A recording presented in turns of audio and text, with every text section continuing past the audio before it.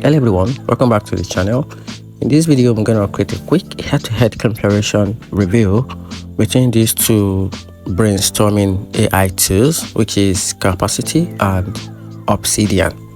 So let's quickly dive into it. So talking about Capacity is an excellent for organizing ideas thanks to its structured wiki style workspace that automatically link thought and help retain knowledge with spaced repetition.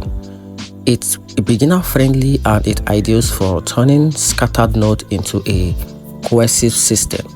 Its pros include an intuitive workflow and a smart linking, but it does have some drawback. Lack fews matured features and limited mobile support, which may affect powerful users. Talking about Obsidian, on the other hand, is perfect for advanced users who want full control over their note with local markdown files, graph, visualization, and a rich plugins ecosystem. Its main advantages are highly customization graph views and plugin freedom. The downside include the need for paid plan to sync across device and a steeper learning curve, which can be overwhelming for newcomers.